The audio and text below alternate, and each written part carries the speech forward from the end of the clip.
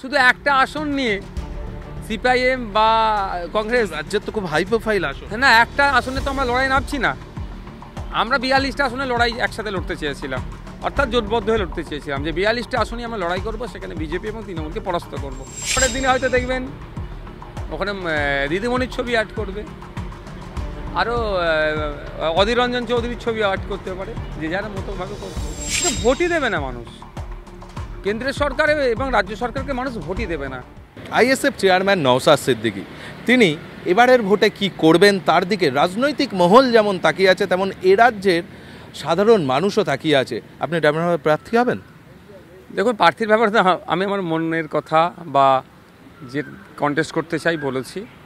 100% আমি মানসিকভাবে প্রস্তুতি আছে, আমি বিগত দিনে জানিয়েছি। এবার হচ্ছে কিছু বাধ্যবাধকতা থাকে, কারণ আমি একা হয়ে যাচ্ছি বিধানসভাতে, সেই একটা যেমন বাধ্যবাধকতা আছে, আমার দলের মধ্যে আলোচনা চলছে। সুতরাং আমাকে অনুমোদনের দেওয়ার ব্যাপারে আমরা জানিয়েছি। আজকে আর সন্ধ্যা 7টায় আমাদের ঘোষণা হচ্ছে। অবশ্যই সেখানে আপনারা দেখতে পাবেন দল আমাকে অনুমোদন দিল কি দিল না, বা অন্য কাজে দল ব্যবহার করতে বা মানে যাতে কাজে লাগানো যায় সেটা চাইছে, সেটা আজকে সন্ধ্যা 7টায় ক্লিয়ার হয়ে যাবে। আপনি না দাঁড়ালে ডায়মন্ড হারবারে প্রার্থী দেওয়া হবে? কারণ অভিষেক বন্দ্যোপাধ্যায়ের বিরুদ্ধে গোটা ডায়মন্ড হারবার জুড়ে 2-1টা দেওয়াল এসইউসিআই এর আছে, আর কোনো দলের নেই। দেখুন, অভিষেক ব্যানার্জির বিরুদ্ধে শুধু নওশাদ সিদ্দিকী লড়াই করবে এ ধরনের ব্যাপার না, আইএসএফ লড়াই করবে। আমরা নিশ্চিন্তে থাকুন আপনারা যে আমরা ডায়মন্ড হারবারে প্রার্থী দিচ্ছি, মানে আজকে ঘোষণা হচ্ছে। প্রার্থীটা কী হবে সেটা 7টার সময় জানতে পারবেন। এই যে এত দেরিতে করা, অভিষেক বন্দ্যোপাধ্যায় অনেকটা অ্যাডভান্টেজ পাচ্ছে না, ওয়াকওভার পেয়ে যাচ্ছে না? হ্যাঁ, কথাটা একদম উড়িয়ে দিচ্ছি না, কিন্তু এক্ষেত্রেও তো আমাদের জোট নিয়ে একটা আলোচনা চলছিল। জোটের প্রধান যে দলগুলো আছেন, বড় বড় দলগুলো যারা আছেন, লেফট ফ্রন্ট বা কংগ্রেস, এই আলোচনা করতে করতেই টাইমটা হলো। সেই জন্য আমাদেরকে একটু পিছিয়ে যেতে হলো। শুধু ডায়মন্ড হারবার না, আমরা অনেক জায়গায় প্রার্থী দেওয়া থেকে এখনও বিরত আছি, মানে ঘোষণা করিনি, কারণ এই জোটের স্বার্থে একটা আলোচনা হচ্ছিল। কিন্তু দেখছি যে এটা ক্রমশ সময়টা শেষ হচ্ছে, টাইম কিল হচ্ছে, সদর্থক ভূমিকা দেখতে পাচ্ছি না বা পজিটিভ ওয়ে দেখতে পাচ্ছি না, ফলে আমরা আজকে ঘোষণা করতে বাধ্য হচ্ছি। কিন্তু সিপিআইএমের তরফ থেকে বলা হচ্ছে বা কংগ্রেসের তরফ থেকে যে ওই আসনে নওশাদ সিদ্দিকী প্রার্থী হবেন, সেই জন্য আমরা তো ওয়েট করছিলাম। শুধু একটা আসন নিয়ে সিপিআইএম বা কংগ্রেস, রাজ্যের তো খুব হাই প্রোফাইল আসন। না, একটা আসনে তো আমরা লড়াই নামছি না। আমরা 42টা আসনে লড়াই একসাথে লড়তে চেয়েছিলাম, অর্থাৎ জোটবদ্ধ হয়ে লড়তে চেয়েছিলাম যে 42টা আসনে আমরা লড়াই করব, সেখানে বিজেপি এবং তৃণমূলকে পরাস্ত করব। সেই 42টা আসনের বাকি 41টাতে নিয়ে এত লড়াকোর মনোভাব দেখতে পাচ্ছি না, বা এত এগিয়ে আসার মনোভাব দেখতে পাচ্ছি না। দেখছি কোথায়? শুধুমাত্র ডায়মন্ড হারবারের বাইরে কি আর সিট নাই? বাকি 41গুলোতে যদি অ্যাডজাস্টমেন্ট হয়ে যায়, আলোচনা হয়ে যেত, তাহলে আজকে আমাদের এই দিন দেখতে হতো না। আপনার সঙ্গে নাকি তৃণমূলের বোঝাপড়া হয়েছে, তাই আপনি সরে গেলেন? দাঁড়ালে বিজেপির বোঝাপড়া হতো, আর এখন আমি তো সরিনি, বা আমাকে দল এখনও সরায়নি, তাই আমাকে এই কোশ্চেনের সম্মুখীন হতে হচ্ছে। আমাদের সঙ্গে কথা হয়েছে এই ডায়মন্ড হারবারে আপনি যে দাঁড়াবেন কি দাঁড়াবেন না এই বিষয়টা নিয়ে? দেখুন, যখন আলোচনা হয়েছে, আলোচনা শেষ পর্যায়ে এসেছে, আর নতুন করে আজকে আর আলোচনার জায়গা নাই। আলোচনা একটা স্তর পর্যন্ত এসেছে, শেষ হয়ে গেছে, শেষ হয়ে করে দিয়েছে যে ওই অনর মনোভাব, যেখানেই আলোচনা হোক, যার মাধ্যমে হোক, এসে দাঁড়াচ্ছে 2, 3, 4, এর উপরে উঠছে না। আর আমরা কমাতে 7-এ এসে পৌঁছালাম। আমরা শেষে কি বললাম? প্রয়োজনে মোহাম্মদ সেলিম সাহেবের সিট মুর্শিদাবাদ, সেটাকেও আমরা আমাদের প্রার্থীদেরকে কনসিডারের কথা ভাববো। শ্রীরামপুরটা নিয়ে থাকলো সমস্যা, তো শ্রীরামপুরও যদি অনার মনোভাব দেখায় যে সবটাই ওনারা যেটা ডিসিশান নেবেন বা ওটাই ফাইনাল ডিসিশান হবে, ফাইনাল অথরিটি জোটের মধ্যে যদি হয়, সেটা নিয়ে একটা তো আর কিছু করেন, সবার একটা আত্মসম্মান আছে। তাহলে এ রাজ্যে সংযুক্ত মোর্চার আর সম্ভাবনা নেই 2024-এর নির্বাচন? জোট শেষ যারা বলেছিলেন, তারাও এই জোটটাকে আর নতুন করে এগিয়ে নিয়ে যেতে চাইলেন না। সোশ্যাল মিডিয়াতে একটা ছবি দেখা যাচ্ছে, একটা মিম ঘুরছে, আপনি বসে আছেন, আপনার মাথায় কাঁঠাল, একদিকে শুভেন্দু অধিকারী, অন্যদিকে মোহাম্মদ সেলিম, আপনার মাথায় নাকি তারা কাঁঠাল ভাঙতে চায়। বলতে পারবো না কে করেছে না করেছে।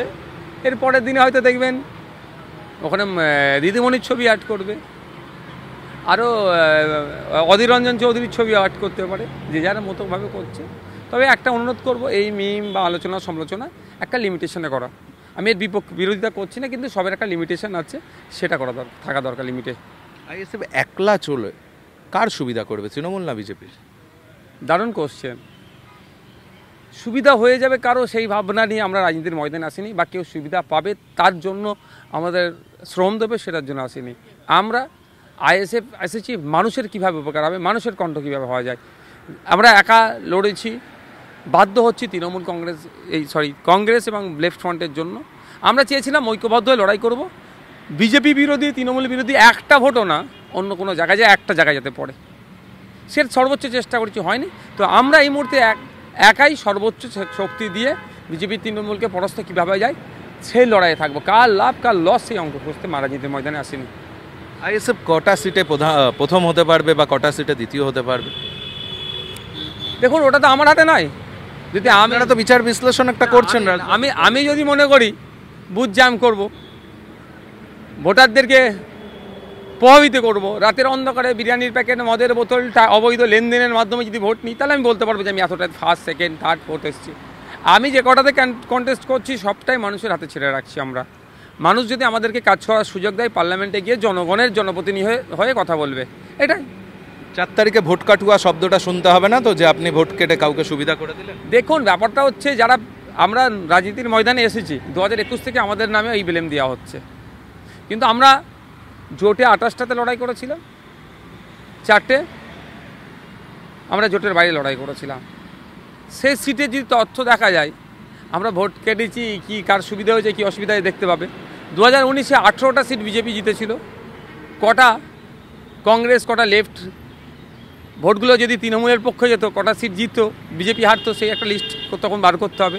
কোশ্চেন যদি মানুষকে করে আমি কি উত্তর দেবো যে 2021-এ তো আপনারা 32টাতে লড়াই করেছিলেন, বাকি আউট অফ 294-এ 32 ছাড়া যেগুলোতে 77টা বিজেপি জিতলো সিটগুলো কারা ভোট কেটেছে, যদি আমাকে কোশ্চেন করে আমি কি উত্তর তাদেরকে দেবো? যাদবপুর, আপনি যে বিধানসভা থেকে জিতে এখানে এসছেন, ভাঙড় যাদবপুরের মধ্যে পড়ে, সেখানে কি অবস্থান নেবে আইএসএফ? আমরা তো বলেছিলাম যাদবপুর ছেড়ে দেবো, যেমন মুর্শিদাবাদ ছাড়বো সেরকম প্রয়োজনে যাদবপুর জোটের স্বার্থে ছেড়ে দেবো, কিন্তু ওটা আমাদের পাওয়া দরকার, ওটাতে ফার্স্ট ক্লেম করার আমাদের রাইট আছে। তারপরেও হুট করে প্রার্থী দিয়ে দিল, সেই কেন্দ্রের প্রার্থী তো আপনাদের কাছে আবেদন করছে। তো প্রার্থী আবেদন করলে তো হবে না, তার সাথে ব্যক্তিগত আমার লড়াই নাই। তরুণ মুখ, আপনার বয়সী প্রায়, বন্ধুত্ব দাদা ভাইয়ের সম্পর্ক হলে হবে, কিন্তু রাজনীতির ময়দানে দাদা ভাইয়ের সম্পর্ক তো না, রাজনীতিটা রাজনীতির মাপে করতে হবে। তো আমি তো জানাচ্ছি তাদেরকে যে আপনারা সমগ্র রাজ্যে শুধু যাদবপুরে সহযোগিতা নয়, সমগ্র রাজ্যে আমরা আমাদের সর্বোচ্চ দিয়ে সহযোগিতা করব। তার জন্য তো একটা জায়গায় বসতে হবে, সেই জায়গাতে যদি না আসে তাহলে কীভাবে সম্ভব? যাদবপুরে আমাদের পক্ষ থেকে প্রার্থী দেওয়া হবে। এরপর সেলিম সাহেবের সঙ্গে কথা আর হবে কোনো দিন? কথা কেন হবে না? উনি বলছেন আপনাদের সঙ্গে আর কোনো সম্পর্ক, যদি তিনি না সম্পর্ক বা তার দল না সম্পর্ক রাখতে চাই, আমরা তো যে কারোর সাথে ওই রকম করতে পারবো না। আমরা সবসময় আমাদের হাতকে এগিয়ে রেখেছি। অনেকে বলছেন আপনি নাকি বিজেপির ঘনিষ্ঠ, আপনি কি সেই ভূমিকাই পালন করবেন?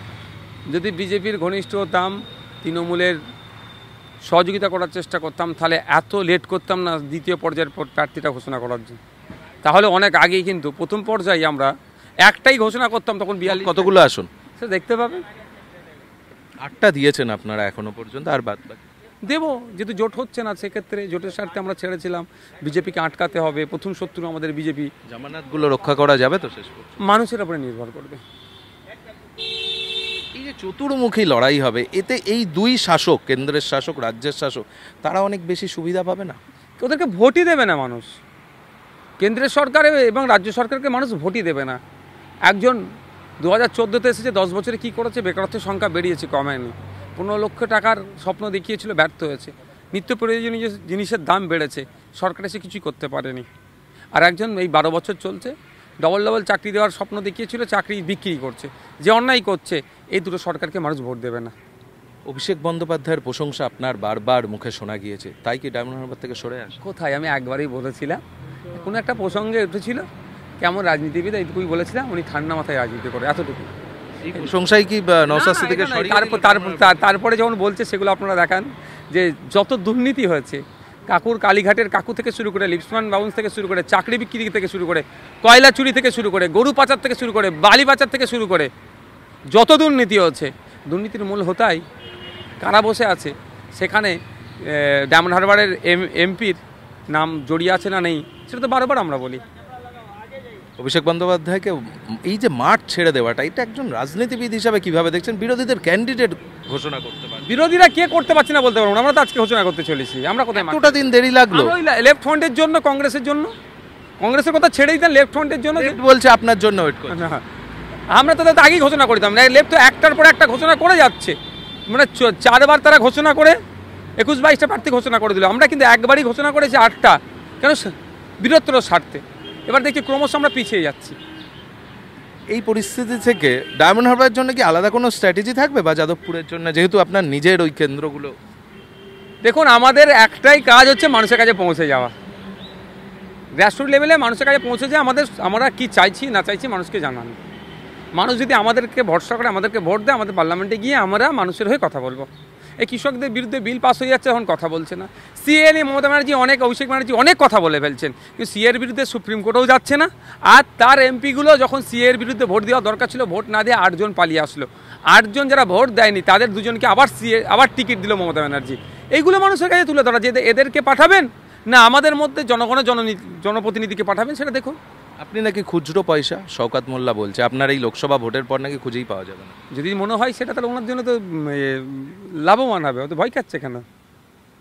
ভয় আতঙ্কে আছে কেন? তো এটা যে তৃণমূলের ফল কেমন হবে, এটা তৃণমূল বিজেপি মিলে বলতে পারবে। ওদের দুজনকে জিজ্ঞাসা করতে হবে। বিজেপির ফল ও তো দুজনকে জিজ্ঞাসা করতে হবে, কে কর্তা কাকে ছাড়ছে, কে কর্তা নিচ্ছে। বিজয়মূল তো ওরা, কে কাকে কর্তা। তো সিপিএম এর তত্ত্ব আপনারাও বলছেন। সিপিএম এর অনেক আগে থেকে আমরা বলছি।